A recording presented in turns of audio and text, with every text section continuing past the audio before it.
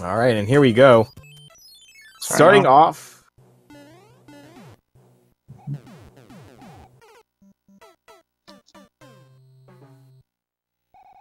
Get World 3 and we get Navy. Also nice to get a, I guess to get a fort right at the beginning, get it out of the way in case it's blocking a, that's the one that's blocking the airship. Oh, and gameaholic tried to do the nifty little underneath strat, not quite working right there. So that is going to be so app mentioning that it's good to kind of get forts out of the way. What you definitely have right there is leads into kind of how these this tournament group 2 flags work, in that you're going to have everything mixed up as far as where pipes are actually placed, where the forts are. As you see now, you don't have that early pipe. You have a fort right there that you're having to play through. And the locks that they break and the bridges that they make are randomized as well. So you almost have to kind of go out of your way and potentially do what I like to call fort dips, basically. Is sometimes checking a fort just to see if it does the action, like build a bridge, that you need to do. Right.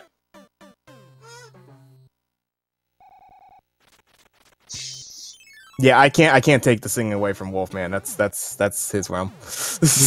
Yep.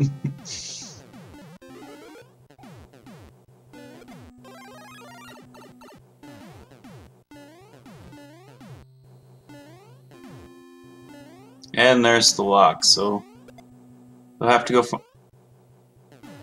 go play one here, which is nice because it's 1-3, which will give him an item at the end if he takes the back route. Yeah, definitely could be a harsher layout. What you end up having here is gamercal gets some knowledge right off the bat, plays the 1 fort already right off the bat in that Navy stage. Goes through, does some pipe checks, figures out that the path to the air fortress is still locked. So instead of, you know, pretty much knowing right off the bat, hey, I still need to play a fort to break this lock, or I need to get a hammer. And luckily, we see the second fortress right there, so already knowing exactly what you have to play through, always going to pay dividends as far as how you're going to route out the overworld. Right.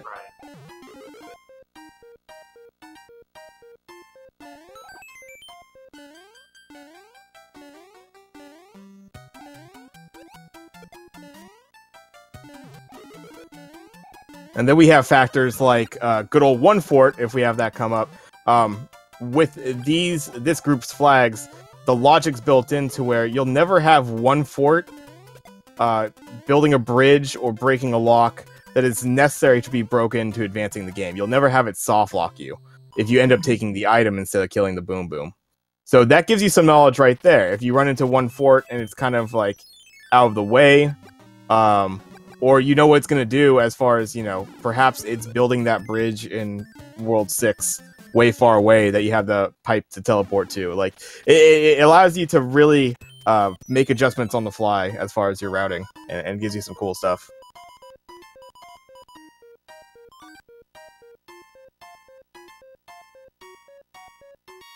gameaholic going to take that little bit of insurance there, as gamercal finishing up their fort. That'll allow them to progress to the end of level. Going out of the way for a hammer bro play. Probably a good idea, because you get something like a cloud. Oh my goodness. You know, you'll make that play and it'll be like a music box or something, you know, and you're like, that was a bust. But very nice right there. Good job seeing the opportunity to get the extra item there from the hammer bro, because you never know. Could be a hammer, could be a cloud. Something big.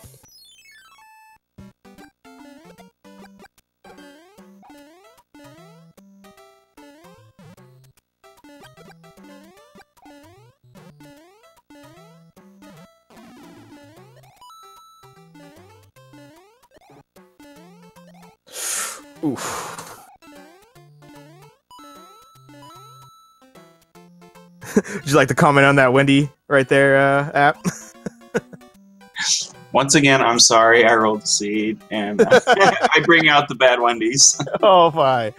Oh my!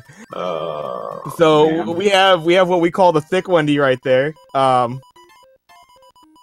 A property that's randomized in this game is whether these Koopa kids have the ability to do earthquakes or not. This one does, and so making it a little difficult for gamercal. And he probably had 9 hits of the fireball right there. Oh, and very unfortunate. I'm so sorry. Oh no. Oh, this. So gamercal is actually going to really have to clutch this out. This is not what you want to see. You got a high HP Wendy that has the ability to do earthquakes, and you no longer have the fire flower to be able to take care of it.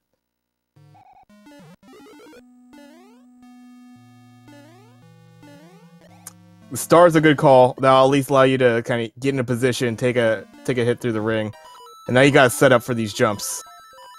Yeah, you almost have to frame perfect these jumps so she doesn't shoot a ring. And then very well done by Cal. Yeah, very clean there. Recovering, taking down the 4 HP thick Wendy.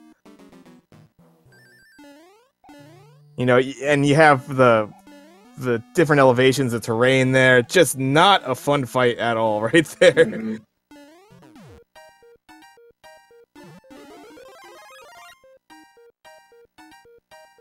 I agree, Z. I hate any Koopa kid that super jumps is awful because you can time it perfect, yet they super jump right through you, and you can't get a hit in. I think what you see with Thick Wendy and layouts like that one had right there is they could do like the slight step down, and that could activate an earthquake. Like, so it's not even a full jump that you're having to time. It's like literally they just slip off, and it's like up, and you're. Wouldn't we all, Rick?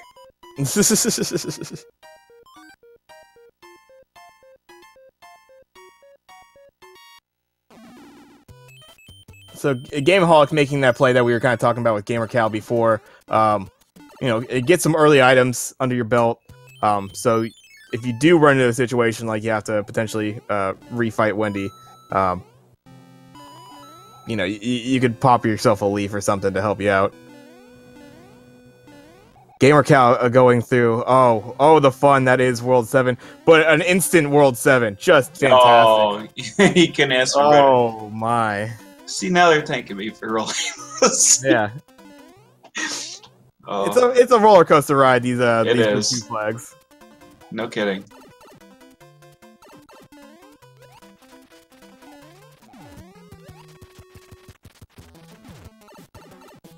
Oh, and yeah, and there's the earthquake lockdown right there. Yeah, nothing you can do. You just hope that somehow they move away and don't hit you, basically. But that's usually not going to be the case.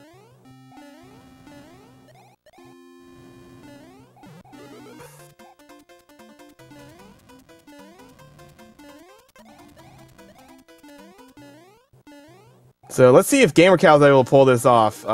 Fighting Ludwig here, and has the P-Wing, another 4 HP. Goes for it, and I think got the clip. Very nicely done. Yeah, that's you have perfect. the ability to skip that wand transition, saving yourself a few seconds there in the process. Oh, and just the earthquake lockdown for gameaholic there. Yeah.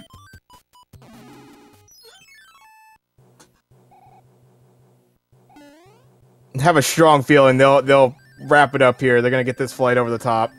Gonna grab this this star here. Probably grab the star right before the pipe and finish off this Wendy once and for all.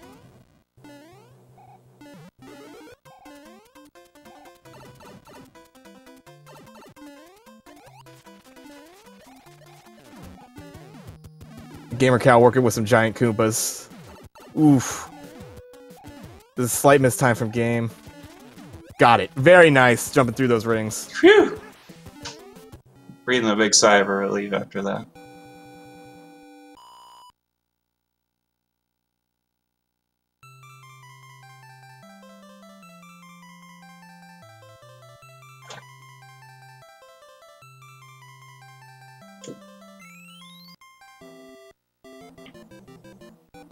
So the World 2 layout, it looks like here, allowing you to skip one level with the pipe. So yeah, easily just take that little shortcut there.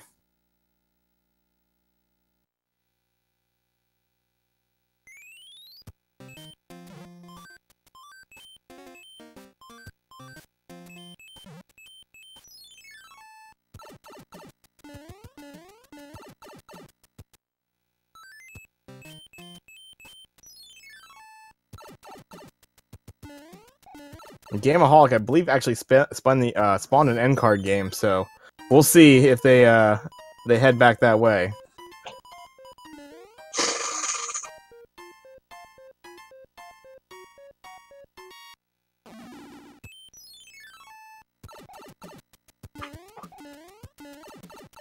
And there you go. We had the lock breaking or blocking the entrance to the air fortress there.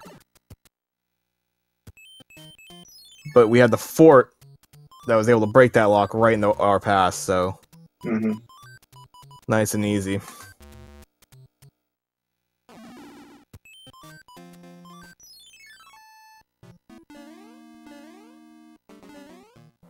It looks like Gameaholic playing through their fort. They're gonna get the pleasant surprise of getting that real quick World 7.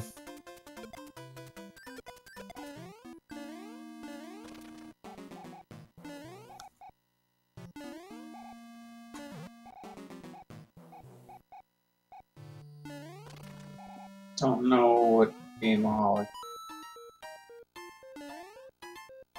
Must be looking for a power up or something.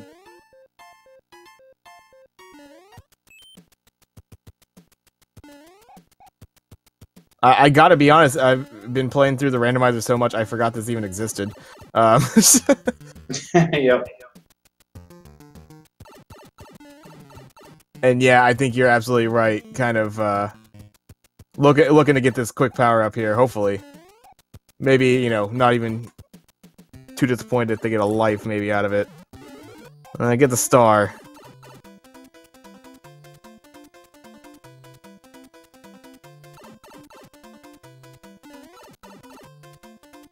Let's see what gamercal is able to pull out of the end card game here. Couple match.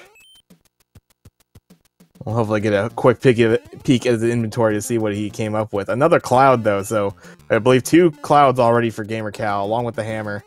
Nice.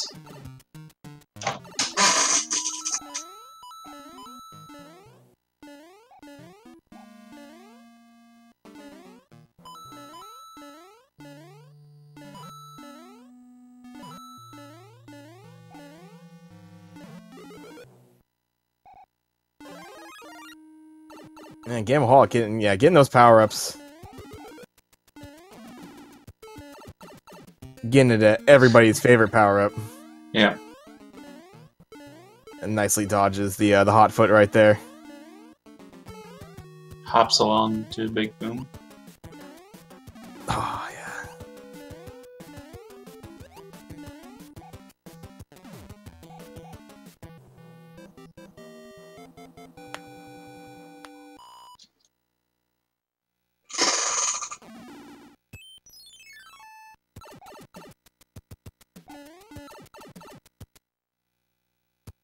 Gamercal getting a Tanuki suit from Peach there.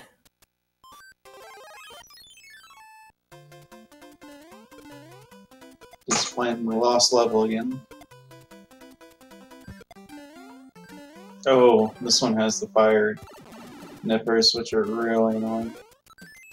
Yeah, and you got the piranha plants, the moving ones that have the spike. It's just a fun bunch of enemies to see right there.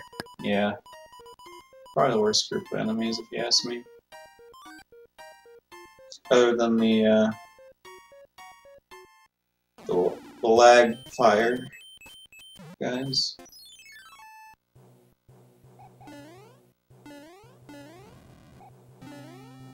Another lost level there on Gamercal's screen.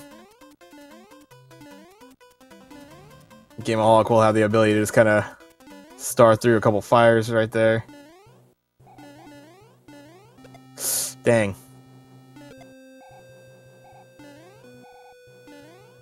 Probably would not like to take that hit, but should be able to get through the stage just fine.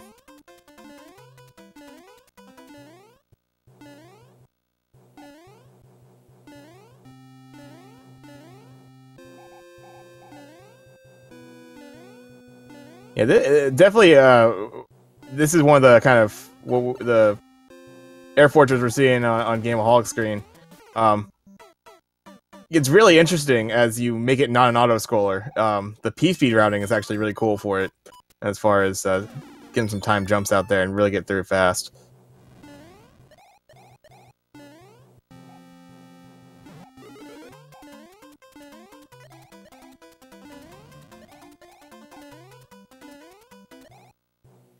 Gamercal going through one of the longer levels of 4-2.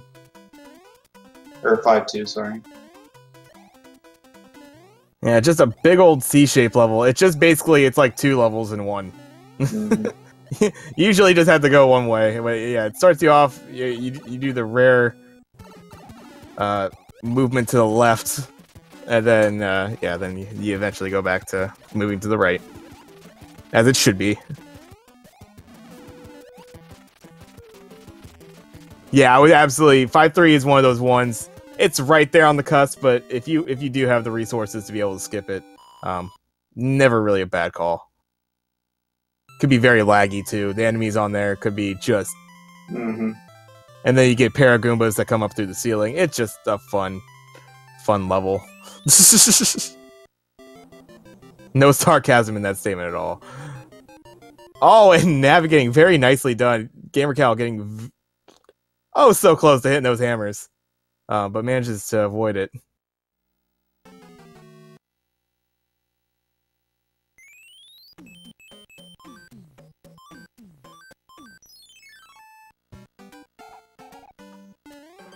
And gameaholic taking inventory of their inventory there. Definitely has some decent power-ups going forward, so...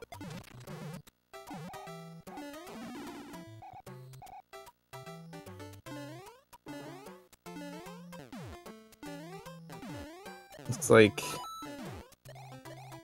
Yep, Gamercal's gonna get a few more matches the full clear. There we go. Very well. Maybe an inventory check here to see what they have. Nope, just gonna keep on going. Yeah, you might have checked if there was like a lock or something. Oh, missed the jump there.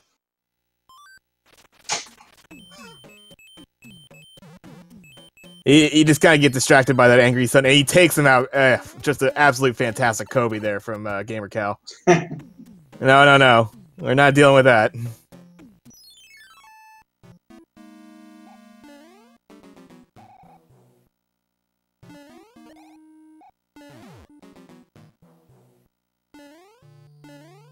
Gameaholic wrangling up some hotfoots here as he manages through his fortress. And Gamercal gonna be having to go through this coin chip, but then taking out of here of out of World 1, looking somewhere around like a sub 20 time through half the worlds here. It's not too bad.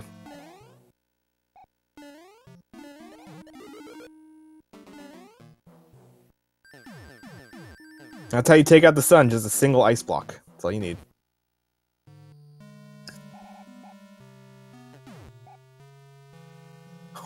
Ooh. Awesome little clip through the bullet bell turret right there from Gamercal's side. Managed the P-speed jump through it.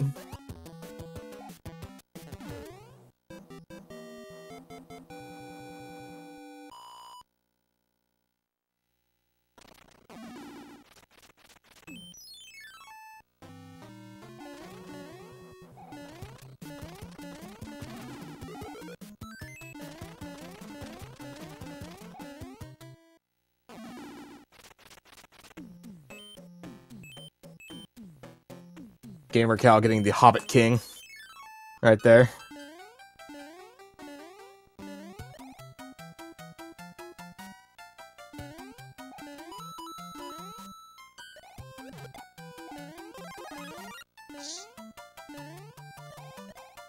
See what Cal decides to do here. Does he go back and get that fort, or do he head forward and most likely play 5 and do the other fort, because you have to do that one anyway.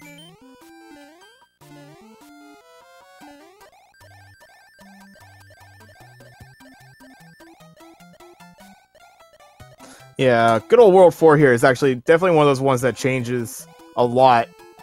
Even though it's just kind of like a two-screen world. Based on kind of how the pipes are placed, what you get on the first island.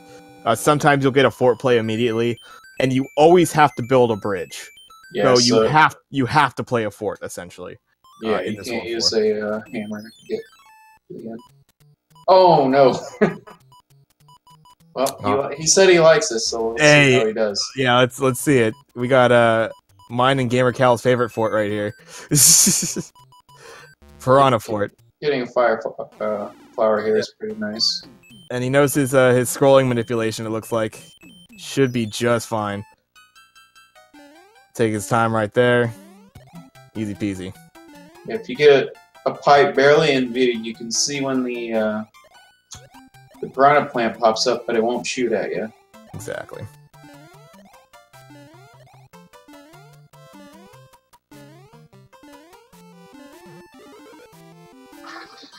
So yeah, as kind of saying, with World 4, it's absolutely required you build a bridge, and with this randomizer, you'll have bridges in places where bridges weren't required before. Probably World 8, hint hint. And it forces you to play forts. There's no getting around it. And yeah, it looks like gamercal got the right one. There you go. Nice.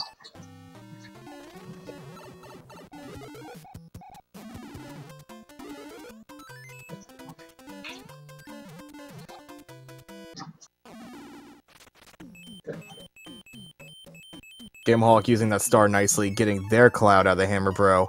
And gonna play another Toad House. This could be always an interesting play, because you could always get a hammer suit from this. Nice skip of the Hammer Bro there. And Gameaholic's doing it for the fans. Although, dang, the slight hop on the cannonball ends up knocking him into the flame.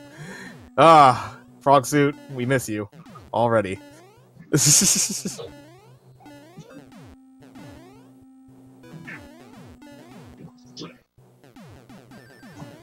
Gamercal, nice. Yeah, very nicely done by Gamercal there.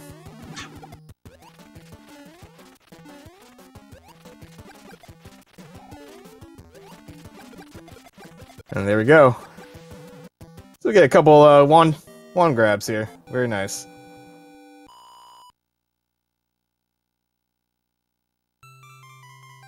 Yeah, pretty much Gamercal getting through that World 4 in just around 4 minutes. Pretty good considering it wasn't a super fast layout for him. Ooh, and it's gonna have the early pipe check here for World 6, which is a huge, huge skip. Oh my goodness. Yeah, this is why you kind of love the Tourney 2 flags for World 6, because it can really cut down the down the level. Although you might still have to build a bridge with the fort. Yeah, and he does have some early first screen forts to check as well, so this will be interesting to see how this plays out. Exactly where a gamer decides to go.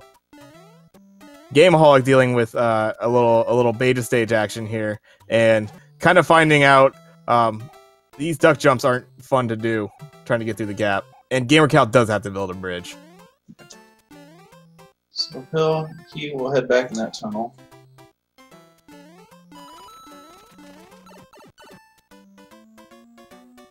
Yeah, makes sense. You couldn't see a fort in the end of the world, so heading back to the beginning of the world, you already know where two of them are. You just hope you get it. Yeah, 2 out of 3, or yeah, 2 out of 3 chance.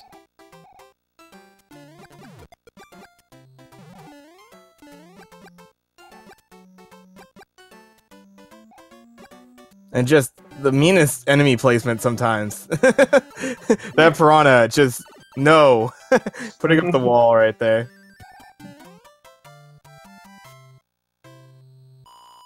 Have a feeling gamercal is having to wait for these hammer bros to stop their movement. Oh You no! can't even see them. Yeah, this world is infamous for the Hammer Bros doing that. Oof! And that first fort was it. Very nice. Oh, very nice. Very quick World 6. Yeah, good choice checking it after beating that first world. And yeah, didn't bother with the hammer bro. I think gamercal figures they have the resources going forward.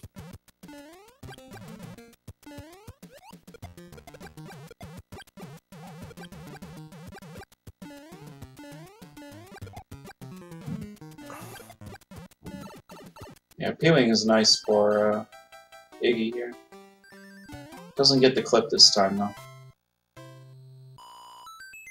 Yeah, and always funny when you get these kind of staggered elevation levels with Iggy there, because then you get the fun of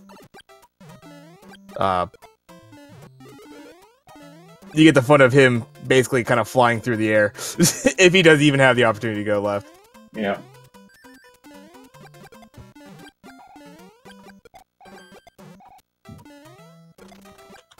Gets a hammer suit from the princess.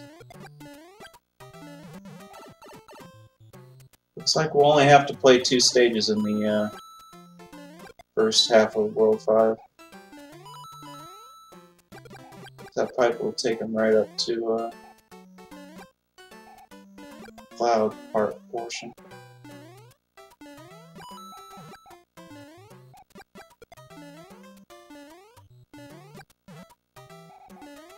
I'll actually switch over there.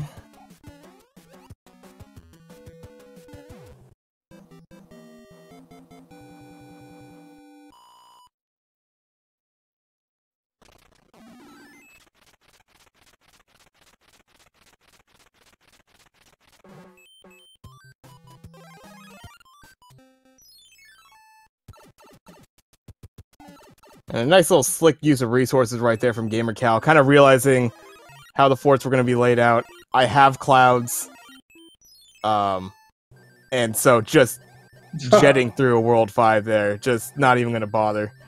Yeah.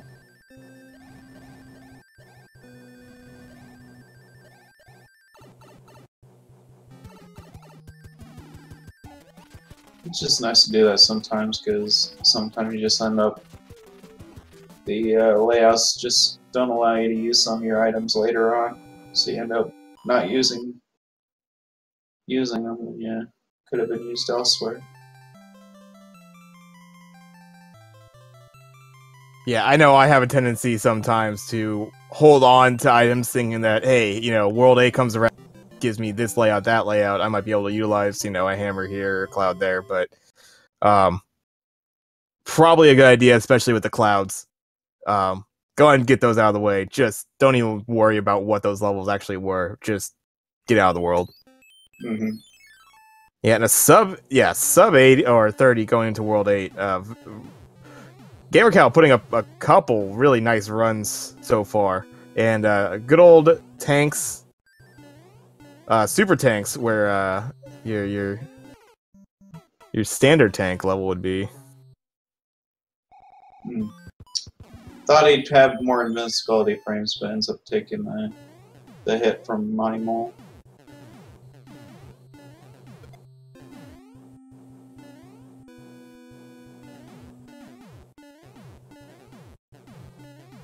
Gameaholic getting the fireworks for the fans there.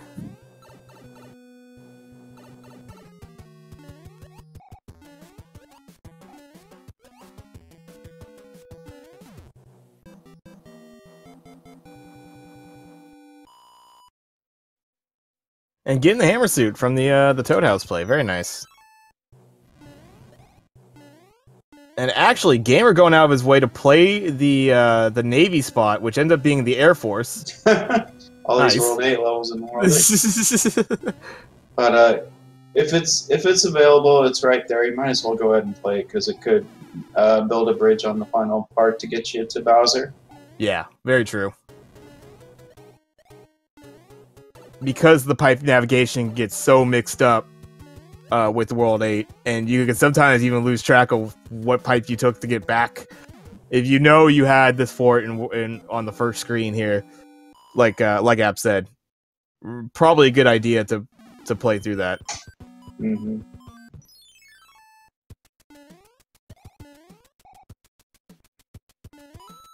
And we get a hand stage in World 8. Yep. What is this?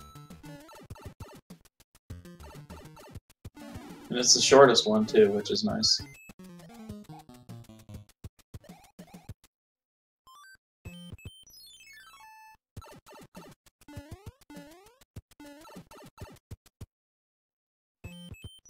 Ooh. Handbridge screen giving 4 pipes on that lower section, so that'll be interesting. Oh, 2 blocks. And yeah, it looks like lack of pipes in the dark screen.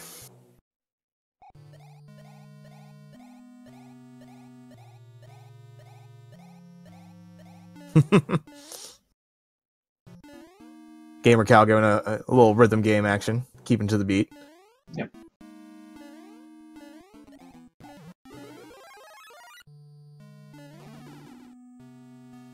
And gameaholic nicely handles the Hammer Bros.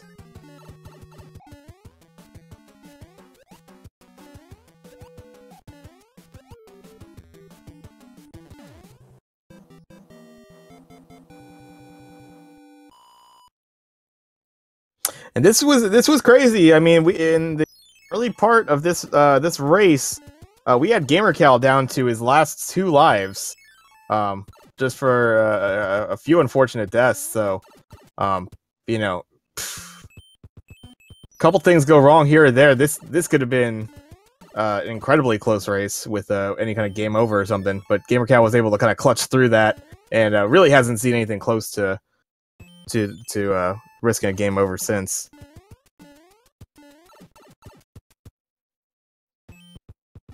And there we go. Nice. Fortunately gets grabbed here, so yeah. Take the death and hopefully you won't get grabbed again. Nice. So we're looking at a really fast time here for Cal. Probably a sub 35. Yeah, everything goes well here. Definitely a sub 35 here for Cal. Doesn't get the clip this time, but he'll most get the other easy one. And gameaholic getting their Piranha Fort. Let's see how they manage here. Doing well, just kind of taking their time, peppering them with the Fire Flower. Mm-hmm.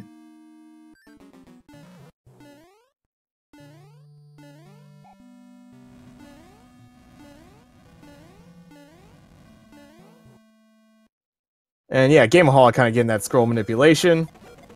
Cal getting the hammers on Bowser. Beautiful. Excellent. Well played by Cal. He will move to 2-0 in his group J. Yeah, very and very hammers to the music. With a finishes with an SRL time of 34 minutes and 3 seconds. Very well done. Get your GGs in chat, y'all.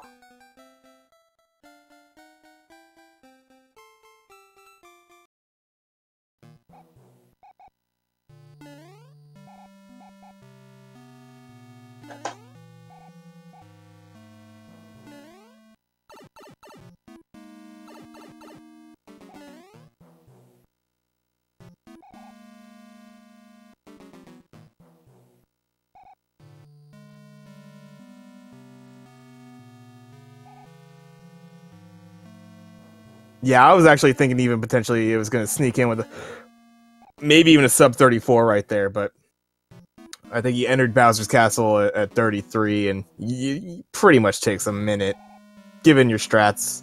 Some of the faster strats, you'll definitely do it in less than a minute. Yep.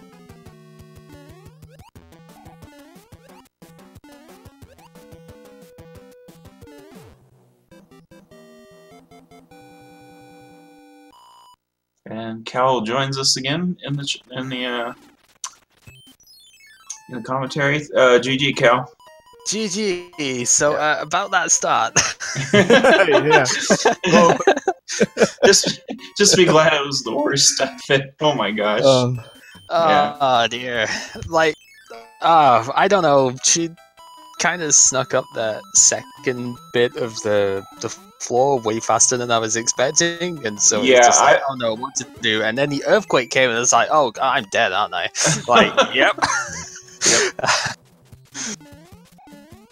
And then I don't even know what happened the second time. I'm just, ugh.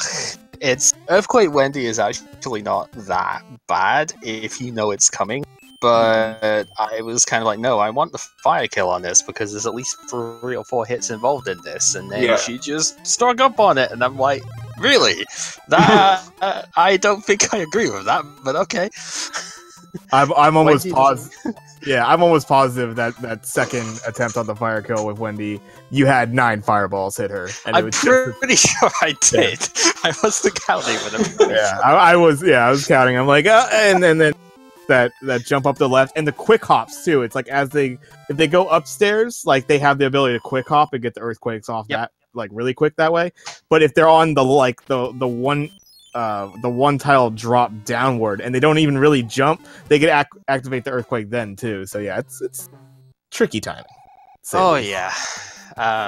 But yeah, it is actually funny because if I just went for the regular stuff there, I probably would have got it. Maybe not first try because that might be a bit facetious with the way that stupid lifesaver, I guess, is going around. But I definitely would have got it second try off of that because I knew what was coming. But no, I wanted the fire kill and it didn't work. Go figure. I don't know. Really fortunate layouts with some of these worlds. Like World 6 was really quick. Yeah, World that was 7. good. The World 6, I mean, I didn't think I was going to get away without doing any fort. I was tempted just to do that first one right at the start, but then I was like, no, there's a pipe before any levels, so I'm just going to go check that first and see what's up with that. And yeah, I noticed how close it was. I chided myself like 3 or 4 times for not using clouds.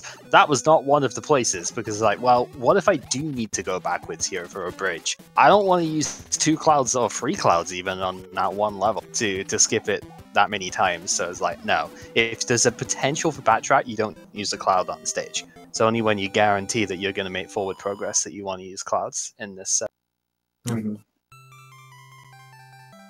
And sure enough, there was a bridge to build. Yep. I was like, this could go south. But I knew there were 2 castles like right near the start, so it wasn't going to be too bad, I didn't think. And then I noticed the bridge needed built at the top.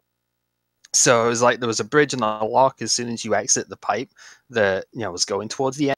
So I was like, okay, do the one fort, go back in the pipe. If you see no bridge built and the lock is there still, you know you've got it right, so you can keep going to the end. If you see one of those 2 things have been made, I can go straight back through the pipe and do the other castle that was in range. So, ooh, and yeah, and this might be maybe not recognizing how the flags work. Gameaholic actually pressed on is now playing the second fort in World 6 instead of checking that first pipe. So hopefully maybe they'll go back and they'll check this pipe real quick. Hopefully they do, just to realize that they don't have to play through this whole thing. Yeah, that's definitely... Like, there's a lot of awareness to the stuff here, and I guess this is where all those years of Link to the Past rando come in handy, because you're already well aware of how logic chains and stuff work with this. It's just, okay, if this happens, maybe, you can work with it and just see, did it unlock what I need? If yes, then fine. If not, then you just, you go for the next lowest amount of stages to do, I guess, and, keep going for it. But, yeah, having done a lot of that sort of recognition in Link to the Past, it's why I love these seeds so much. They're so much quicker. Although not so much this time. It wasn't that much faster at the end. It was like, 7 minutes? That's not much of a difference between the two for what this can normally be. No, I would say you still, you still definitely put up a pretty fast time here. 34 is nothing to sneeze at. And really, that group 1 time of the 41, that's a pretty good group 1 time as well. So Yeah, I think that's that's a bit of an outlier, I will say. Yeah. Yeah, because I have had a couple of sub 40s for Group 1, but not very often. Usually you're into the high 40s, low 50s as the average time. Sometimes it does go even worse than that, so... can we talk about that World 8, though? Like, how linear was that? Yes. Yeah, absolutely. Oh no, go right ahead, sorry. I was going to say, I thought I had a spare cloud, and then I looked to the inventory and I didn't, and so I did the stage and I was like, oh, thank goodness it is this stage. Like, the shortest stage you can possibly get. It's like, thank you very much, I'll be leaving now. Yeah, nice World 8 hand level. Actually, a lot of App brought up a lot of World 8 levels we saw there. We got Super Tanks right away. We got Air Force where Navy was. I can't believe I died on Super Tanks. Like, seriously. Yeah. What was that? I don't know. It's little weird things like that. There's very atypical deaths. Like, you'd expect to die on something like 7.5 or 6.6, stuff like that. Super Tanks is not a level I think I've died on in like a month and a half or so. So that is super weird. But sometimes super weird is what happens in these seeds, and that's all part of random. Yeah. Yeah, I would think, kind of as you're saying how you figured how to, you don't want to progress too far without, making sure you tick certain things off, checkboxes and all that. You definitely for World 8 noticed that you went up immediately and you played what that Navy spot was, which ended up being Air Force. Is that kind of typical for you? You'll make sure if you get a couple forts in that first screen, even if you have to go a little bit out of your way, you're gonna play through the forts just in case that builds the bridge that you need later. Yeah, because I've been burned too many times when learning these things to go, well, you should have done that fort that you seen at the very beginning. Now you got to backtrack like 6 pipes and across 2 hand levels and have fun. It's just, no, I don't want to do that. So yeah, I'm same with Link to the Past. I'm generally very sort of careful with this stuff that way, and I'll tend to be thorough when I'm clearing stuff, and knowing the way that World 8 can be a mess, that is definitely something I carry over here as well. Now, I've worked out that you're on average going to save the most time if you just do the forts as you see them, and just go from there, because that way, like, if there's a lock in the way and that you haven't built the bridge but you bust the lock, then you can just go unimpeded. You don't have to backtrack. Or worst case scenario is you get to the very end and you've got 1 bridge to build and you've done the other 3 forts on the way and you've got to go all the way back through, especially when there's only 1 pipe to go back to the start. Yeah. So yeah, I mean, exactly. You played this World 6 pretty much as perfect as you could have. The only thing you could have done better was to immediately play that fort. But you don't even know where this pipe's going to lead you, and perhaps you run into the fort along the way. So you did that immediate check, noticed you needed to build the bridge, went back, and the very first fort ended up being the right one. And Andrew, absolutely correct. I mean, I think Gameaholic realizing that they just went through a lot of World 6 right there, and really just kind of need to play a fort and get through the pipe in this first screen. So yeah, just kind of one of those ones you look back. I think everybody in the randomizer has kind of had a situation where you led yourself down the wrong path, and it would have just been so much easier if you had made that one decision differently. Oh yeah. So, funnily enough, if there was a level before the first pipe in World 6, I would have done that fort straight away, because that way I would have been able to use a cloud over the level and then just gone to the pipe from there. So it was one of those there was an immediate pipe, I'm going to check what this does before I do anything else. If it led to nothing, like the one that the hammer unlocked or something, then I probably would have done the fort along the backtrack.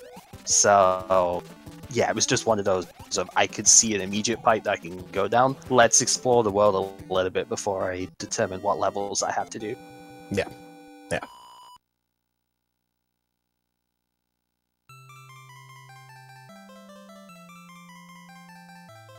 Yeah, and that's kind of the trap you could fall into, especially in a World 8. I know I've lost minutes in World 8s because it's almost like a Group 1 and Group 2 mentality. I kind of realized Group 1, you're just trying to find the end screen because you're just trying to play that fort to break the lock that's right next to it, and you're good to go.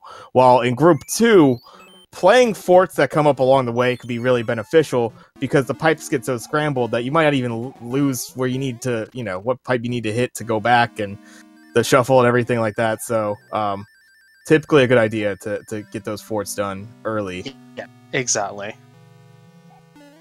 So whilst it can increase the minimum time to clear World 8, it tends to lower your average time that you clear World 8 at. So, if you just do the forts as you go, you may average out, say, 6 minutes for World 8 or something. Whereas if you get lucky a lot and you don't do the forts and it turns out that you didn't need to, you'll cut the time down a lot. But you'll also have really low rolls with that as well, where you need to do, say, all 4 forts to build a bridge. I have had that happen before. So, yeah, you'll end up... Yeah, so you'll end up with a much more swingy result if you don't just do them as you go. And that's, like, the consistency aspect is something that I value a lot in these randos. So, yeah.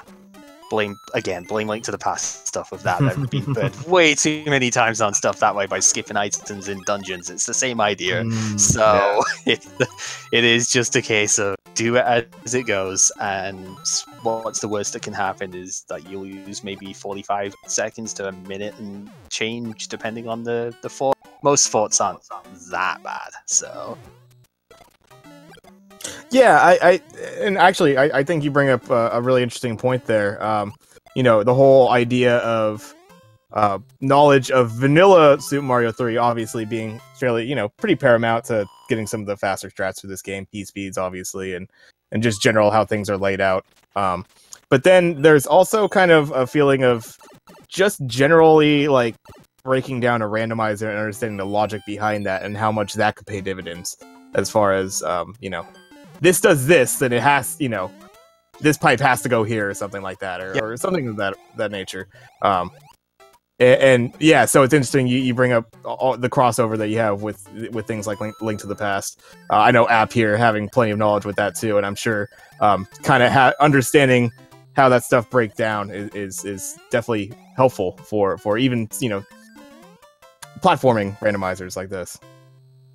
Yeah, so I'm really good at the latter. I'm obviously not so good at the former of all the regular speedrun strat stuff because I just don't have experience running the game yet. But I think I've picked up a decent bit as I've gone along. And especially in the last month, I've played a lot of this. And I've just been, looking into new stuff to do. Say, I think 742, if you noticed at the end of that, the slide underneath, you can thank GIMP for that one. I didn't realize you could slide and actually not have to make the font fall down the first time.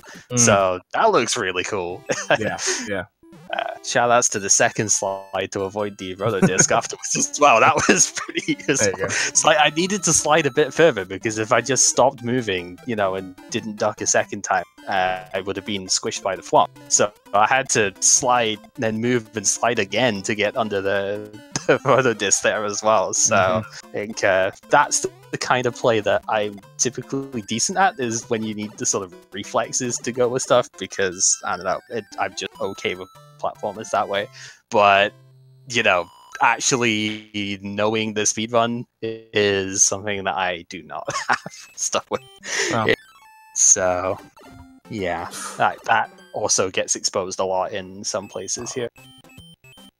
Oh yeah, and Gameaholic actually going down Paradox pipe there when they were already up top, so now kind of realizing, well, I either have to go back up through Sky or cloud around this. Oh no, did he actually? Yeah, he went into the pipe at the bottom as well, didn't he? So he exited the tower. Oh man, yeah, because if you catch that quick enough and you go, what am I doing going down here? You can actually just fall off the side of that and take it down and go back up from there.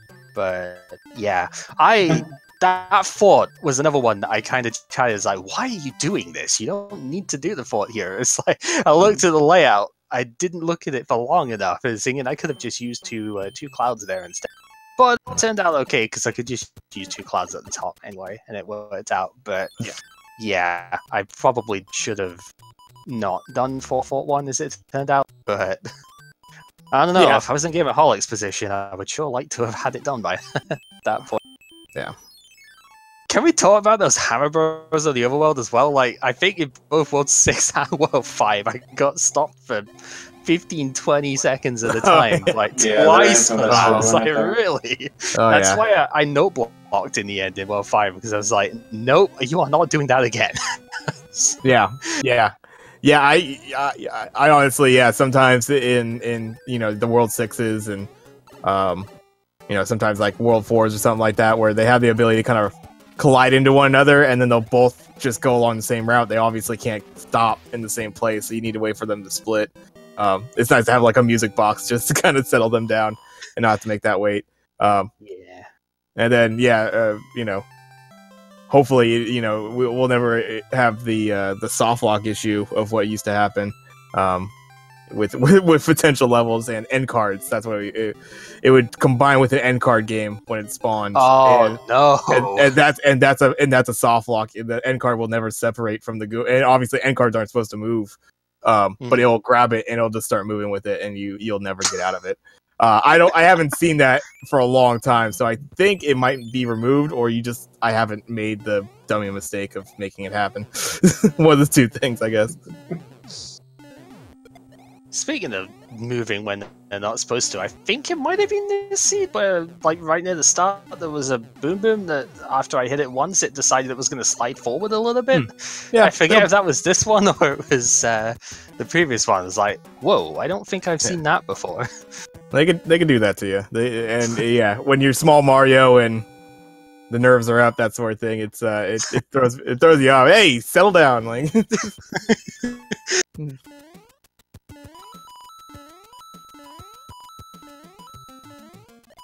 Oh, fun seeds though, definitely. Yeah, and definitely well played. I mean, I know, definitely not maybe a runner of the vanilla, but in the month or so you've been watching, you picked up some pretty fast strats. I mean, you don't put up a 34 in Group 2 and a 40 in Group 1 without some speed behind your movement there. So definitely well played. Yeah, thank you.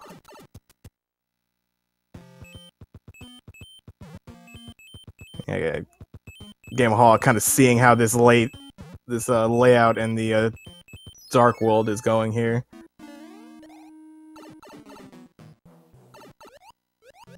It honestly felt at some points like that World 8 was like a Group 1 style, because it was just that linear, I've had ones in Group 1 as well where you only really have one path that you can take at any given time, and it's just, but this one really was, you have one path and that's it. It's just, okay, I guess this is my life now. Yeah. And what really actually becomes interesting is, and I've had this happen to me before in certain seeds, is to where if Gameaholic has maybe a hammer into this one, he might actually break one of the locks up top and start traversing down one of those pipes that leads him to nothing. Yeah. So interesting thing about that, I actually did have a hammer, but I don't know the rules for this yet, but it's been very inconsistent for me when 2 locks or a lock and a hammer brick thing are next to each other.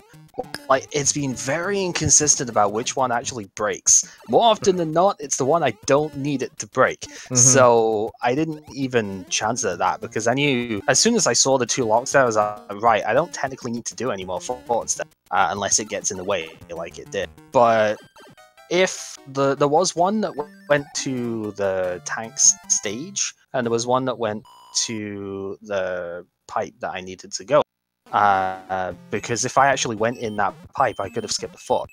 But I don't know if the hammer would have actually broken it. I don't know if there's RNG involved in that, or if it's always like one direction that it does break in. Because my results have been very inconclusive so far when I've had 2 that are next to each other. Yeah, I know for the one that will always occur, with the group 2 setting is that in World 3, if you have the pipe that's slightly to the right behind basically the double rocks, Yep.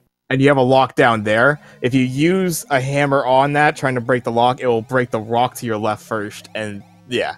So yeah, absolutely. It's kind of, that one's a little I don't know. I've always wanted to test like holding a direction while I like try to use the hammer or something, but I mean obviously it's using an item, so you can't really hold a direction. Yeah.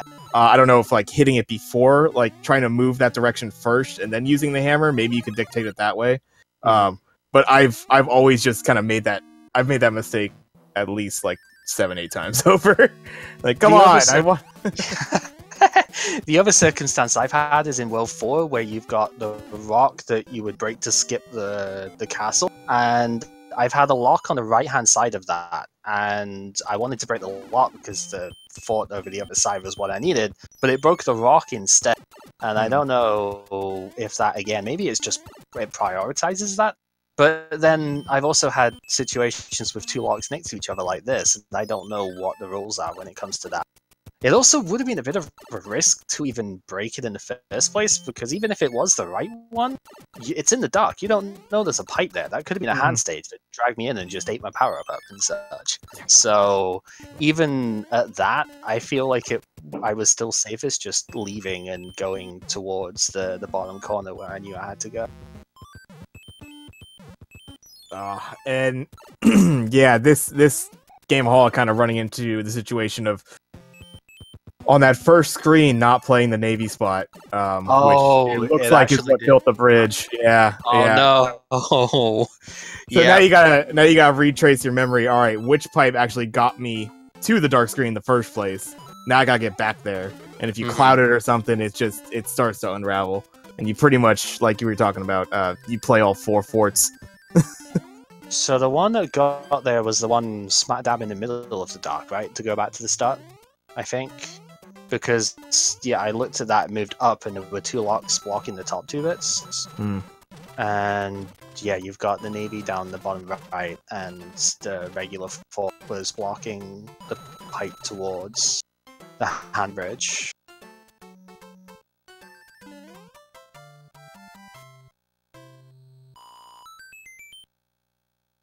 Yeah, because it was just one big old, like, loop at the start, because you had the one pipe at the beginning led to the L in the above the hand bridge, which then led to the dark room, and that was it. That was the only direction you can go with it. So one pipe to get back to the start, no other way. Ah, dear.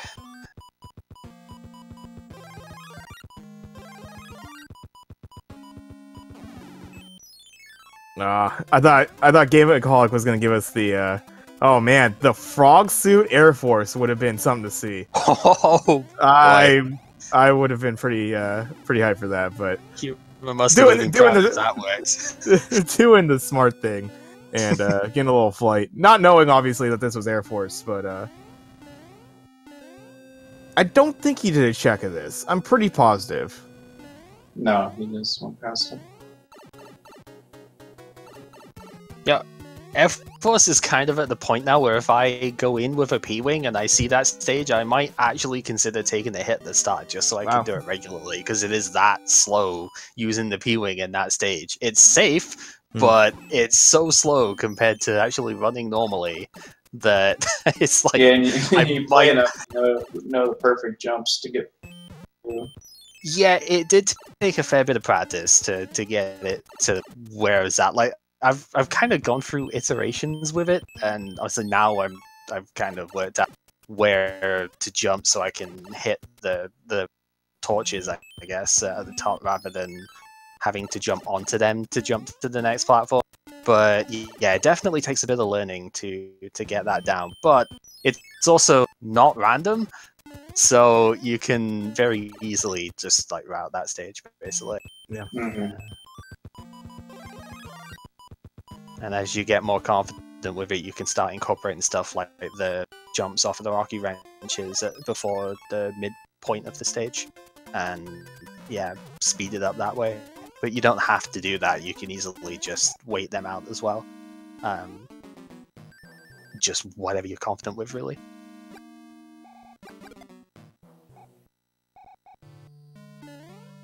All right, so Gameaholic making their way, getting the stair climb, and just catching a disco ball right there. They were particularly poorly placed in this seed. I had to wait for every single one of them so I didn't get hit. But yeah. This would have been a great one to hit that clip on. I did hit in the last run. Ah, dear. If only we could get it every time, right?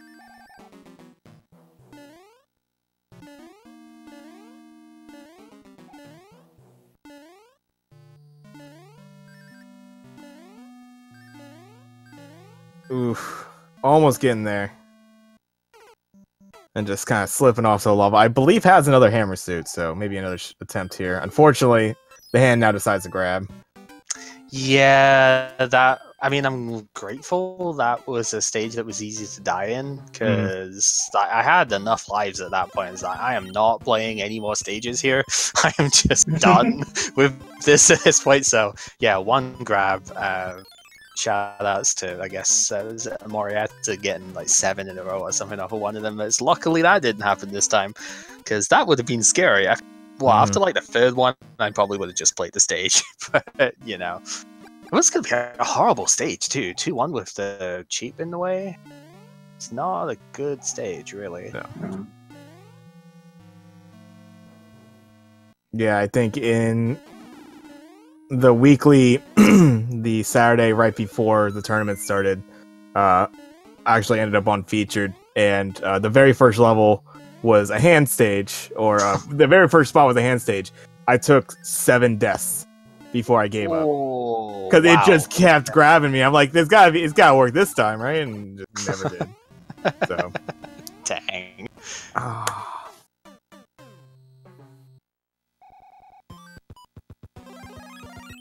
I think the worst I've had for consecutive hand grabs is about 5. So, but that's mostly in Group 1 on the hand bridge. I think I've had maybe 5 or 6 consecutive at that point.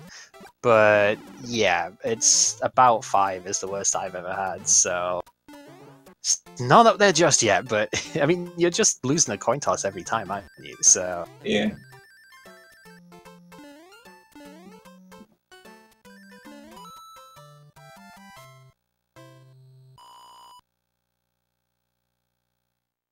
Yeah, actually, I think in general, Gameaholic played pretty well as far as playing through a lot of these levels. I think World 8, kind of with its pipe navigation and having to replay levels and just kind of understanding how the logic worked, might have been a little bit of a tripping point. Never was really that close to taking the game over. I think had 3 lives at one point, which we haven't said it. We didn't say anything about it, but yeah, gamercal with that Wendy.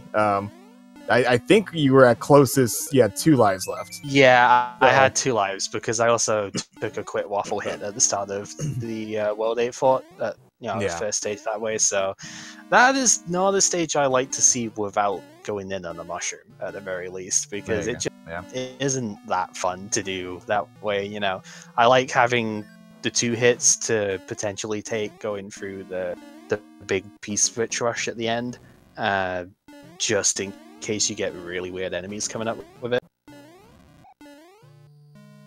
That was something else I was going to bring up, actually. I kind of learned that my whole, take a hit to get the fast door thing doesn't necessarily work if you only have 1 hit to take.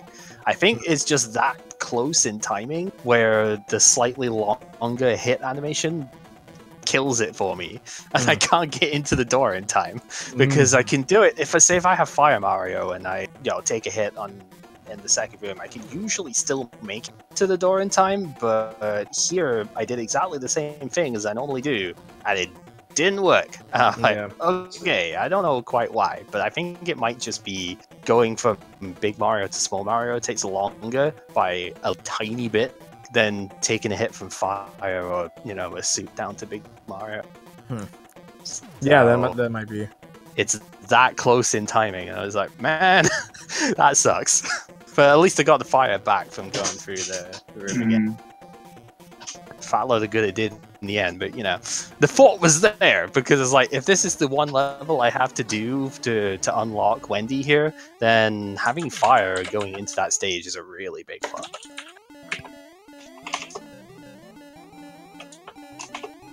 All right, and get your GGs out in chat. You got gameraholic finishing up.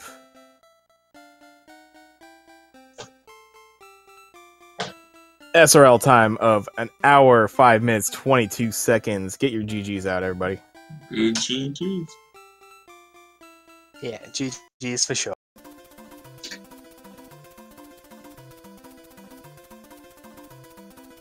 Right, I'll probably hang around until to see the stuff here, but I'll let you guys have a chat first. And Sounds good. And we have Gameaholic joining in with us. GG Gameaholic. Hey, can you hear me? Yes, can hear you. Yep, sweet. Okay.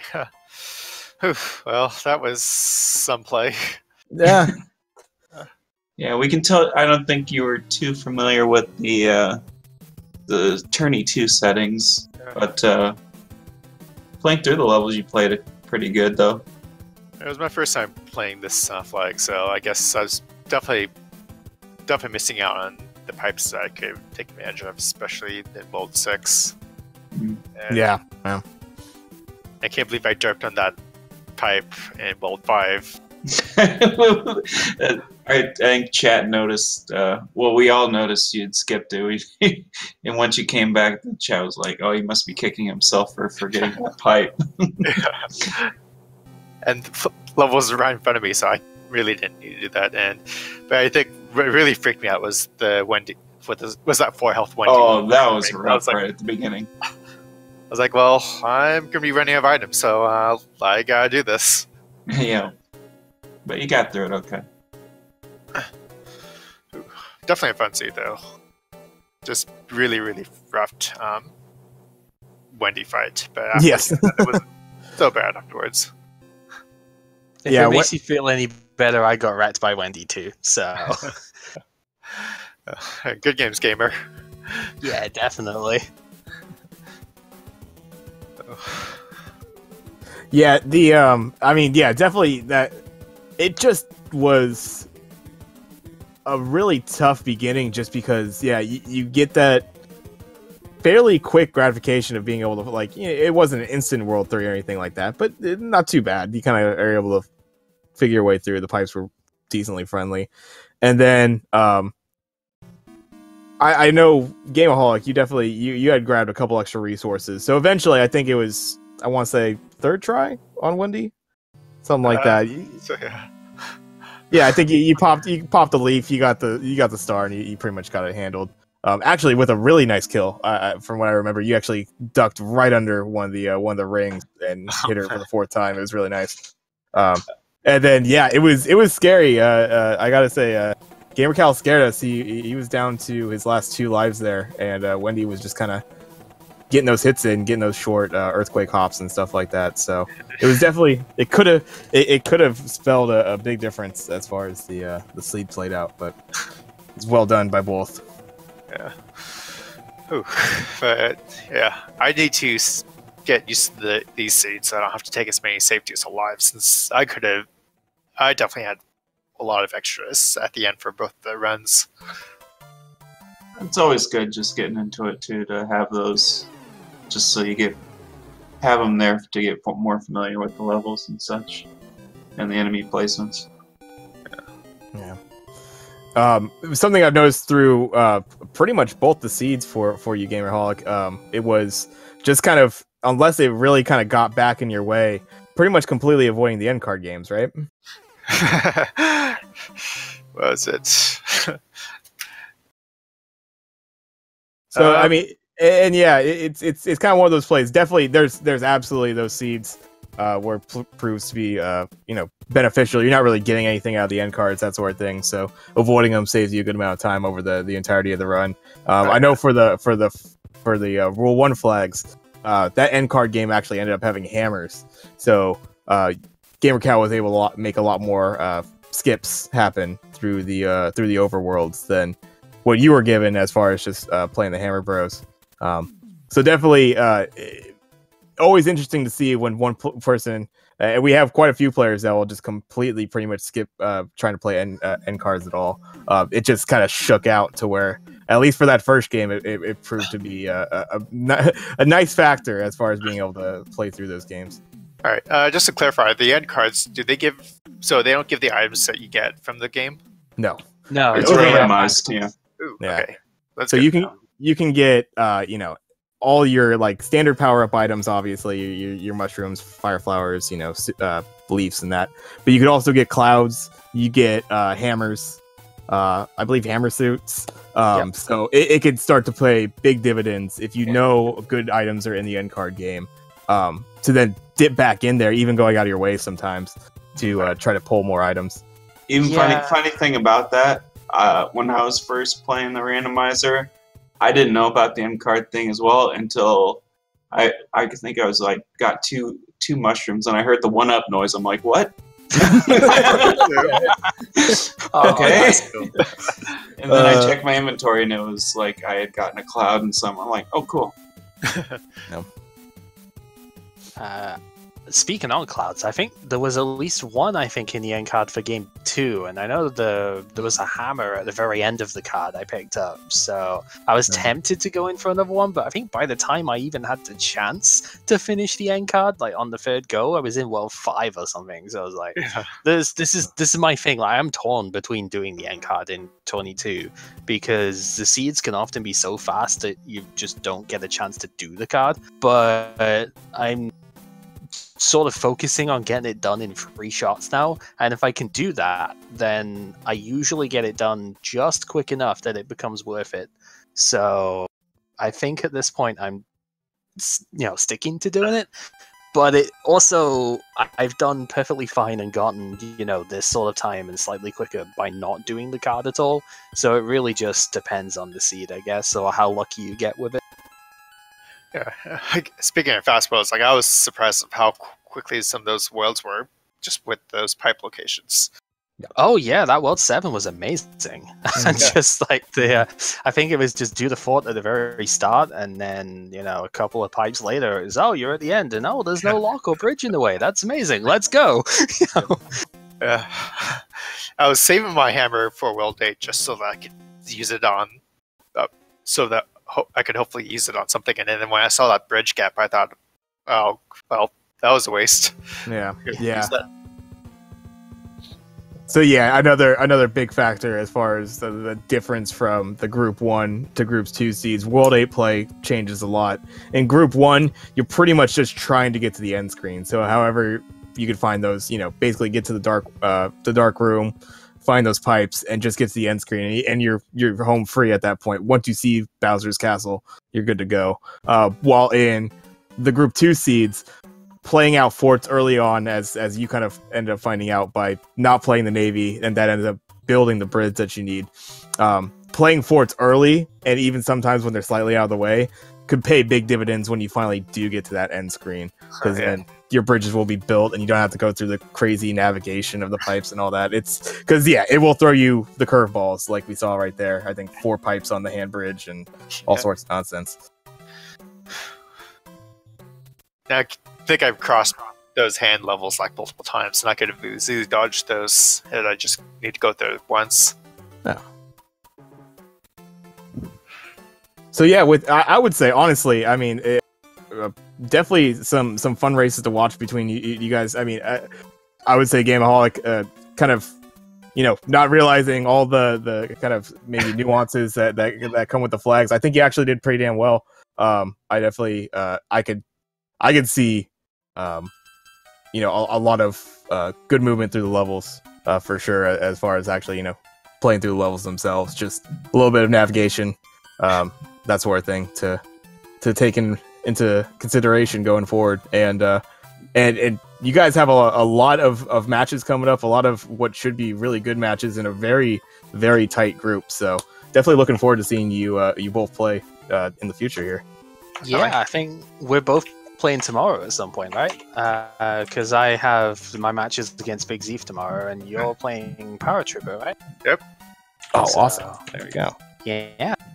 Good luck to both of you tomorrow, and good luck the rest of the tournament. Thank you. Yeah. I should say good luck to you two as well, considering you're playing soon, right? Yes. Yeah, we go tomorrow as well. Yeah, I'm ready for it. Me and App are Should be a blast. I'll look forward to watching that. Well, I have to head out myself because I am playing in the Ocarina of Time Rando Tournament qualifiers happening in about 15 minutes. So All right. thanks, Tap, for co-commentating. Thank you for the runners for an entertaining race. Thank you, everybody, for watching. Do you have anything else to say, Tap? Yeah, absolutely. No, thank you. You know, we got so many people to thank. Obviously, we got the stage managers behind the scenes making sure that our audio or visual good for these runners. Really clean. Little to no hookup. We had to bump up gamercal's volume a little bit, but that was about it. Really well run on that end. Thank you, of course, to good old Proa007 for organizing this whole thing. I mean, we got 60 awesome runners throughout this tournament. You're going to be seeing a lot of great matches throughout the entire month of February, going into early March here. So thank you big time to Proa for that. And yeah, and as always, definitely thank you to App, who I believe just stepped out. And thank you to our runners. Definitely a lot of fun. I love doing the commentary for this stuff. So it's always entertaining to get some good matches out of you guys. Yeah, and GG's once again, Gameaholic. Best of luck with your future matches as well. Likewise, gamercal. And thanks for the awesome commentaries. Yeah, appreciate it. It's yeah, super fun. So I was glad to team up with my buddy App there for some races. I hope you all enjoyed it in the crowd. And we will have, I believe, one more race tonight. We got Magul is Adorable versus Justin Man 114. That's going to be happening on this channel in a little over like 3 hours, 45 minutes, something like that. So that'll be starting at 5:30. Okay, so it's less than 3 hours. There we go. I get times right. So yeah, be sure to stop by for that. We got the more awesome randomizer action, and then tomorrow is a whole bunch of games, a whole bunch of tournament races. So hope y'all enjoy that.